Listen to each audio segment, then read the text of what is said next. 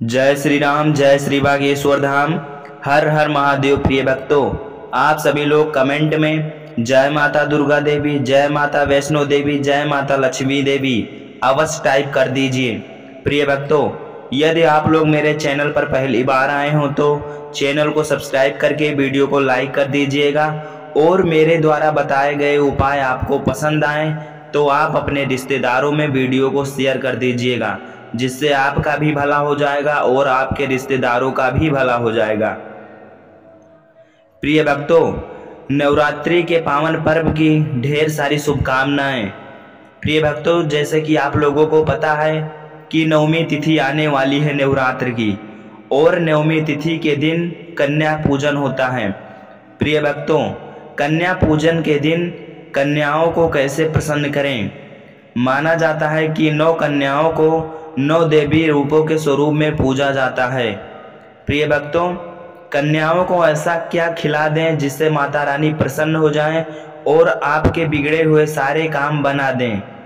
तो इस वीडियो में हम आपको बताएंगे कि कन्या पूजन का शुभ मुहूर्त क्या रहने वाला है और कन्याओं को क्या ऐसा खिलाना चाहिए जिससे कि माता रानी की कृपा आप पर सदैव बरसती रहे।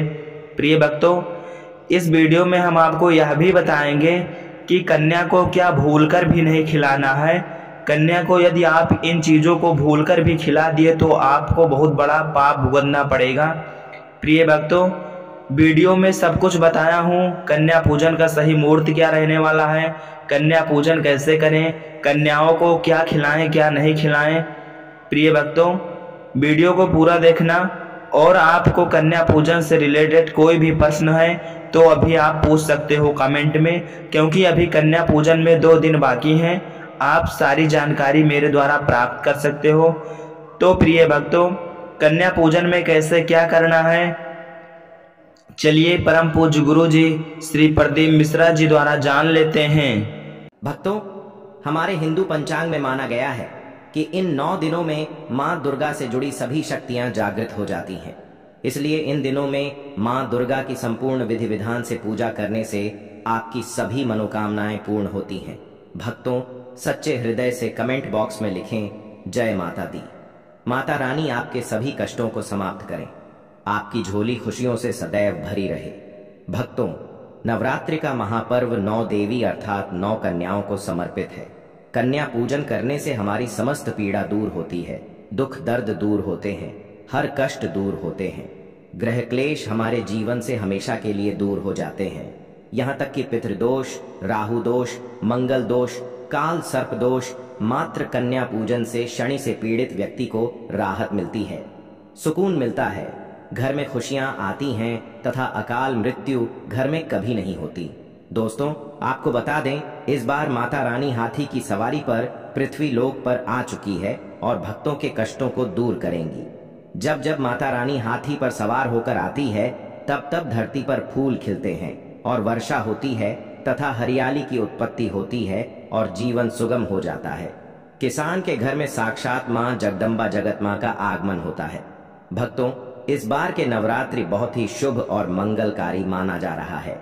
इस बार शारदीय नवरात्रि 11 सितंबर सोमवार को शुरू होकर और इसका समापन 1 अक्टूबर को होगा।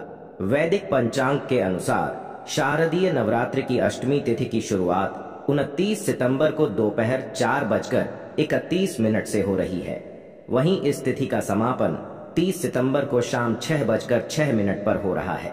ऐसे में अष्टमी मंगलवार 30 सितंबर को मनाई जाएगी। ऐसे में आप अष्टमी और नवमी को इन दोनों तिथियों में कन्या पूजन अवश्य ही करें। कन्याओं को भोजन अवश्य खिलाएं। शास्त्रों में 9 दिनों के नवरात्रि को बहुत ही शुभ और मंगलकारी माना जाता है, और वहीं 8 दिनों के नवरात्रि को अच्छा नहीं माना जाता है। ऐसे में 10 दिनों के नवरात्रि बहुत ही शुभ मानी गई हैं। भक्तों, शास्त्रों के अनुसार नवरात्रि के दिनों में माता रानी का पूजन करने से, कन्या पूजन करने से माँ अभय वरदान प्रदान करती है। कुंडली में जो कष्ट होते हैं उन्हें ठीक कर देती है। श्रीधर की तरह ही सच्चे हृदय वाले व्यक्ति के सभी कष्टों का निवारण माँ शीघ्र ही करती है। माँ की उपासना से विनम्रता का विकास होता है। सभी कष्ट, दरिद्रता, दुख, कष्ट नष्ट हो जाते हैं। नवरात्रि में माता रानी का व्रत और पूजन किया जाता है, लेकिन नवरात्रि के दौरान सबसे ज्यादा महत्व होता है कन्या पूजन का। दोस्तों, कन्या रानी जो होती है फूल की पंखुड़ियों की तरह नाजुक होती है। कन्या पूजन सर्वोपरि है, श्रेष्ठ है।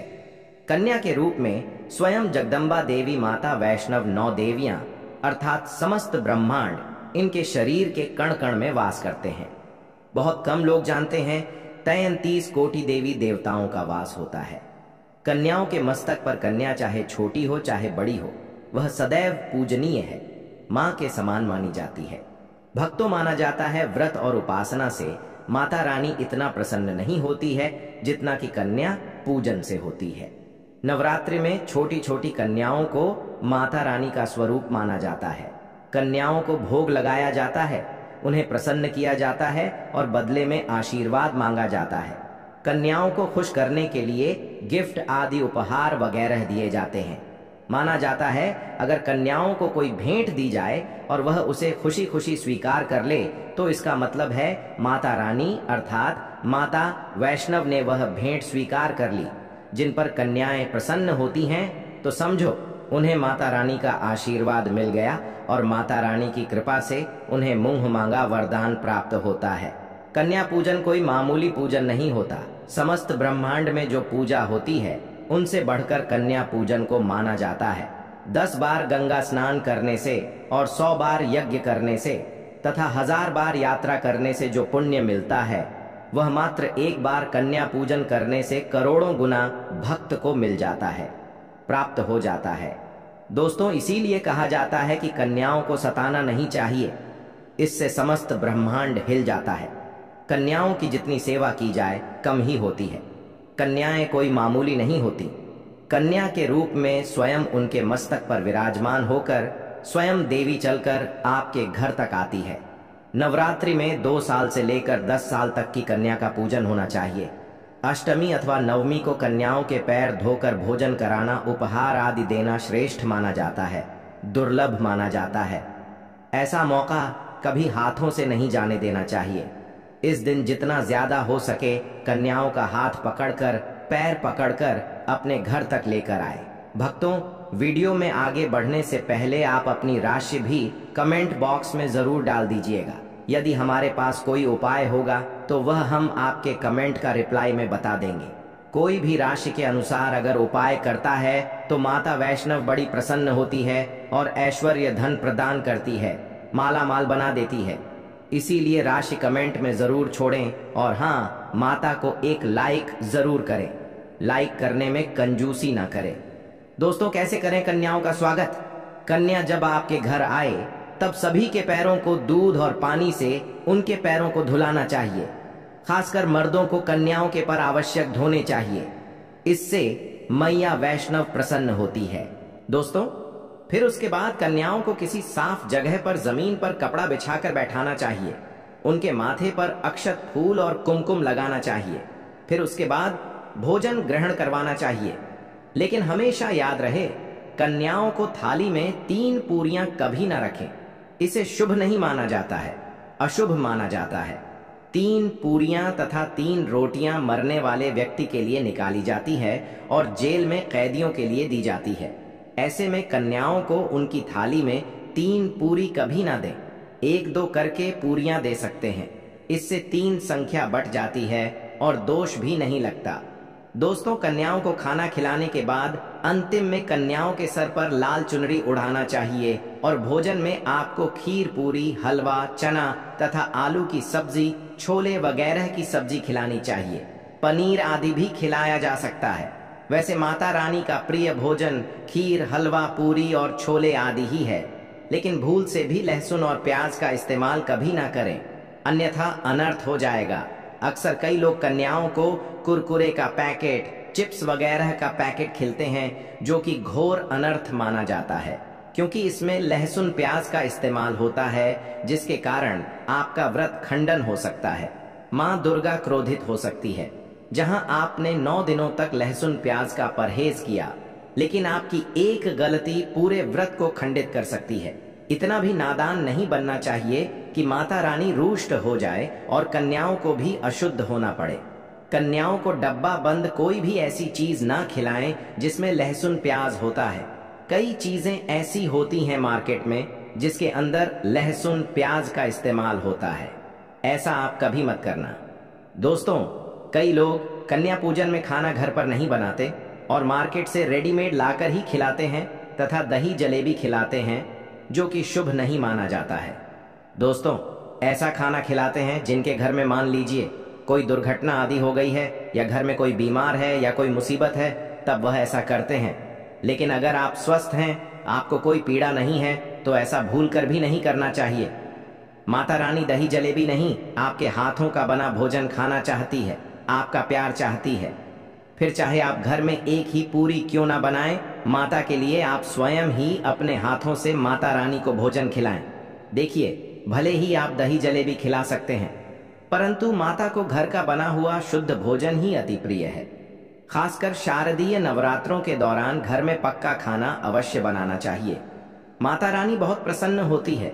घर का बना पक्का खाना ही कन्याओं को खिलाना चाहिए।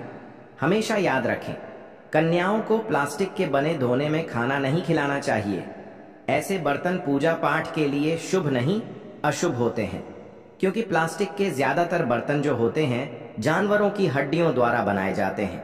इसीलिए ऐसा पाप मत करना। कन्याओं को हमेशा स्टील के बर्तन या पत्तों से बने बर्तनों में ही भोजन कराना चाहिए। बहुत ही शुभ माना गया है। अगर पेड़ के पत्ते में भोजन कराते हैं तो माँ अभय वरदान प्रदान करती है। दोस्तों, एक और बात हम आपको बताने वाले हैं कि यदि नवरात्रों के समाप्त होने के बाद यदि बीच में कन्या पूजन में शुक्रवार के दिन पर किया जाए तो कन्याओं को कोई भी खट्टी चीज नहीं खिलाना चाहिए, क्योंकि शुक्रवार का दिन माता संतोषी को समर्पित होता है और माता संतोषी नवरात्रों के दिनों में सक्रिय अवस्था में होती है, यानी वह भी 9 देवियों के साथ में आपके घर में आती है। इसीलिए कन्याओं को भूल कर भी शुक्रवार का दिन खट्टी चीज घर में नहीं बनाना चाहिए और कन्याओं को भी खट्टी चीज नहीं खिलाना चाहिए। घोर पाप लगेगा। आपका किया कराया सब बर्बाद हो सकता है। खट्टी चीजों से माता संतोषी रुष्ट हो सकती है, चिढ़ सकती है, आपको श्राप दे सकती है। इसीलिए नादान ना बने। दोस्तों, भोजन कराने के बाद कन्याओं की थाली में एक लौंग जरूर रखना चाहिए, क्योंकि लौंग देवी शक्ति तथा दुर्गा माँ को बहुत प्रिय है। लौंग माता शक्ति का प्रतीक होती है। लौंग में नव दुर्गा का वास होता है। इन 9 दिनों में माता रानी को लौंग का भोग लगाया जाता है। तो खाना खाने के बाद कन्याओं को लौंग अवश्य अर्पित करें। माता रानी को अमृत से बढ़कर लौंग प्रिय है। इसीलिए कन्याओं को थाली में चुपचाप एक लौंग जरूर रख दें। आपका भाग्य चमक जाएगा। माता लक्ष्मी आपके जीवन में धन की कोई भी कमी नहीं होने देंगी। भक्तों, आपको बता दें, कन्याओं को उपहार में क्या दें। कन्याओं को खुश करने के लिए उनकी थाली में दक्षिणा डालें, ताकि आपके घर में संपन्नता बनी रहे तथा धन की कोई भी कमी ना हो। कन्या जब आपके घर से खुशी खुशी धन लेकर जाती है तो वह भी आपको खुशी खुशी कई गुना आपको धन प्रदान करती है। इस समय कंजूसी मत करना। खुशी खुशी कन्याओं को धन अवश्य देना। कन्याओं को कोई सुंदर गिफ्ट दे सकते हैं। शास्त्रों में बताया जाता है कि कन्या जितना खुश होती है, माता रानी उतना ही जल्द फल की प्राप्ति प्रदान करती है। ऐसे में आप कन्याओं को चॉकलेट बॉक्स दे सकते हैं तथा खूबसूरत कपड़े दे सकते हैं। याद रहे, काले कपड़े ना दें और स्टील के बर्तन भी गिफ्ट के तौर पर दे सकते हैं। याद रहे कि कन्याओं को लोहे का कोई भी सामान नहीं देना, नहीं तो राहु केतु का प्रभाव आपके जीवन में प्रवेश कर जाएगा। राहु काल तथा राहु दोष आपको लग जाएगा। आप बर्बाद भी हो सकते हैं। दोस्तों, जब कन्या अपने घर के लिए प्रस्थान करें तो उनके चरण जरूर छू लें और अपने मन में अपनी प्रार्थना को पूरा करें। सच्चे दिल से मांगी मुराद माता रानी अवश्य ही पूरी करती है। सच्चे दिल का मतलब होता है मन में कोई भी लालच ना हो, और अगर वह लालच माता को पाने के लिए बन जाए तो उसे बोलते हैं सच्ची श्रद्धा और सच्ची भक्ति। ऐसी भक्ति के आगे स्वयं 33 कोटि देवी देवता आपको नमस्कार करते हैं। नवरात्रि में अगरबत्ती आप जलाते हैं, या फिर आप गोबर के कंडे जलाते हैं, या फिर आप माता रानी के लिए जो भी चीजों को जलाते हैं, तो भक्तों, भस्म का क्या करना चाहिए? जलाने के बाद जो अंतिम चीज होती है वह चीज भस्म होती है। भस्म का क्या करना चाहिए? तो भक्तों, हम आपको बता देते हैं कि इस भस्म को पूरे साल के लिए, 1 साल के लिए इस प्रकार की भस्म को बटोर करके रखना चाहिए। जो अगरबत्ती की भस्म है या फिर कहा जाए गोबर के कंडे की भस्म रखी है, क्योंकि माता रानी को हम जो कच्ची धूप जलाते हैं उसकी भस्म भी काफी सारी हो जाती है। क्या इसे नदी में बहा देना चाहिए? अगर ज्यादा है तो नदी में बहा दीजिए। बाकी कम से कम आपको 1 साल के लिए आपको यह भस्म अपने पास में जरूर रखनी चाहिए। भक्तों, हम भस्म के बेनिफिट बता रहा हूं और इसके फायदे बता रहा हूं। इससे पहले अभी तक जय माता दी नहीं लिखा है तो जय माता दी लिख दीजिए। इससे हमें वीडियो बनाने का मोटिवेशन मिलता रहता है और माता रानी की कृपा आपके ऊपर और हमारे ऊपर सदा बनी रहती है, उसमें हमें आनंद मिलता है। तो भक्तों, जो भस्म होती है इसका क्या करना चाहिए? अगरबत्ती की जो भस्म होती है इसे पूरे 1 साल के लिए आपको बचाकर रखना होता है और इसे थोड़ी थोड़ी आपको खानी होती है। अगर आप चाहते हैं कि आपकी आध्यात्मिक उन्नति हो, आपकी प्रगति हो, तो यह थोड़ी थोड़ी मात्रा में खाना शुरू कर दीजिए। आपके जो सोचने समझने की क्षमता है इतना ज्यादा पावरफुल हो जाएगी कि आपके आसपास में रहने वाले लोग जितना सोचते हैं उससे 1000 गुना ज्यादा आपकी सोच बढ़ जाएगी। भक्तों, जिस भी कार्य को करने के लिए जाएंगे उस कार्य में आपको तरक्की मिलना शुरू हो जाएगी। और भक्तों, एक खास बात, छोटे बच्चों को नजर तो बहुत ही जल्दी लग जाती है। तो जो अगरबत्ती की भस्म होती है, माता रानी के लिए 9 दिनों तक आपने भस्म जला करके रखी है, उस भस्म का थोड़ा सा तिलक आप जो हैं उनके मस्तक पर लगाइए। या फिर चाहते हैं तो जिस हिस्से में दर्द हो रहा है, जैसे कि पेट में अचानक से दर्द हो रहा है, उस हिस्से पर आप जो है इस भस्म को रगड़ दीजिए। अच्छी तरीके से भस्म लगा दीजिए। तो पेट में अगर प्रेत लगा हो, प्रेत भस्म हो जाएगा, बाहर निकल जाएगा। सिर दर्द हो रहा है, सिर में लगा दीजिए। यानी कहने का मतलब है कि यह आपके हर प्रकार के दुख, तकलीफ, बाधाओं को दूर करने का काम करता है। नित्य खाएंगे। अपने छोटे बच्चे को खिलाना शुरू कर दीजिए। पढ़ने लिखने में कमजोर है, ऐसे में जो बुद्धि स्थिर हो जाएगी, कई लोग पढ़ने लिखने को बांध देते हैं, कई लोग किसी की किस्मत को बांध देते हैं। तो भक्तों, इन सारी समस्याओं से छुटकारा पाना चाहते हैं तो इस भस्म का तिलक प्रतिदिन जरूर लगाइए। अगर दोस्तों आप इनका तिलक लगाते हैं तो फिर यह अति उत्तम है। सोने पर सुहागा होगा आपके लिए और आपके बच्चे की जो पढ़ने लिखने की जो क्षमता है काफी बढ़ जाएगी। आप जहां भी जाएं